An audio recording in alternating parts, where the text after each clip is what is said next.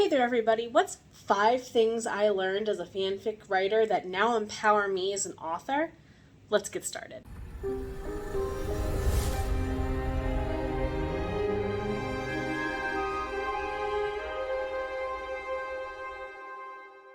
Hello there everybody, my name is Jenna O'Malley. I am your soul writer, author of sci-fi fantasy with dashes of romance such as The Myrna Annals, heading to Kickstarter July 8th, 2024. I'm not a child of the 90s.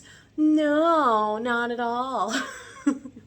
I also wrote a lot of fan fiction. That's actually kind of like, if you go back a couple years ago, at this point, 2 years ago, there's a video on this channel where I actually admitted that fan fiction is how I therapeutically landed into the world of loving writing. It's kind of what got me into even wanting to teach writing to high schoolers, and now why I kind of have taken that mindset of telling your story heals your voice and heals others' voices, and put that into my business. So what are 5 things that I learned as a fan fiction writer, teenage me, that's still beneficial to me now, an entire, half of my life later, literally 15 years later? So number 1, community is key. When I first started writing fan fiction, there were a couple of us who were a tight-knit crew. We all belonged to anime-based online role-playing message boards, and we also ended up playing, those of us who lived close to one another that partook in that message board, also played Dungeons and Dragons and more together. Yeah, on the message board. So some of what y'all are doing through Discord and Facebook and what now we were doing in text-based RPG format. So a lot of my characters, Neftiri included, was born from a lot of those conversations. On top of that, you have the fact that I learned the importance that it's okay, number 2, to up-level your community when you've learned all you can from the people in that community. That's kind of why schools do not want you to have the same teacher from the very beginning to the very end. Hello, Mr. Feeney, you rock. You have a ton of lessons to give these kids that are timeless, thank goodness, because that is Mr. Feeney's trope in Boy Meets World. On the other hand, I can tell you as somebody who became a teacher in part because of characters like Mr. Feeney, you're a lighthouse in the darkness. So it's okay for other lighthouses to shine their light your way at different times. It's okay to have a connected collective around you, and that can be ever how big or small you want. And it's okay for it to change over time. And for people to come and go, just like you might not keep the same editor, beta reader, or critique partner, because you might eventually learn all you can learn from each other. Number 3, posting regularly. Oh boy.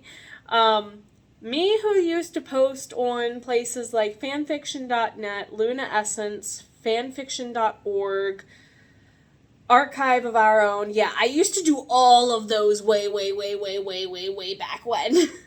Like, literally half a lifetime 15 years ago. And not really ashamed of it, but those communities kind of like Ream Stories, kind of like Patreon, kind of like our newsletters, kind of like here at YouTube taught me that consistency is key. One of the things that one of my coaches, Matt Schaefer, says again and again and again is consistent, committed, imperfect action. Oh my God, teenage me does not like those words, because teenage me is perfection is safe. Perfection is safe. No, teenage me, your creativity is getting locked up, and that's why you couldn't finish your stories in less than 100,000 words. Therefore, number 4. Just because it started in fanfiction land does not mean it needs to stay in fanfiction land, even though some stories really should have. It's okay for what you considered your sandbox. To me, fanfiction is a safe sandbox to play around with and learn different ways of writing and test stuff out in a safe sandbox-friendly, child-friendly way almost. You don't have on the kid-proof gloves, but you know it's going to get messy, and that's okay. So in the sandbox of fan fiction, it's okay to start an idea there and then take it out to be something else. I did with Neftiri. Let's get real. There's only so many different ways you can say I cast Fireball without causing copyright infringement, but a fireball is a fireball, right? So don't sue me. Don't sue me here, creators of all that is epic with all the different nerdy references I have in my books. So, therefore, number 5. It is brave to post something from your nerdiest, most personal self as an original work. It takes guts to post fan fiction because, oh my god, the tea that gets spilled in fan fiction communities. You all know what fandoms have their stands and their armies. Oh my gosh, can you imagine the tea? Is all I really need to say there. So publishing is like that, but then it's all about your work. You are the canon reference. You are the encyclopedia, the Wikipedia, according to that one time when. It's a whole other level of challenging your insecurities, isn't it? It's a whole other level of nerdiness because you're the only nerd about your own writing sometimes, right? And that's okay. Because every great journey does indeed start with one step. I've given you 5. Pick a direction. Roll your dice. Let's see how the rest of your July goes.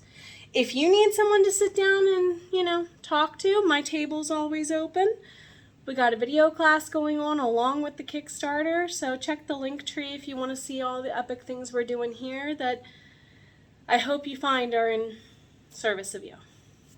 Thank you for upholding your healing journey and stories and truths.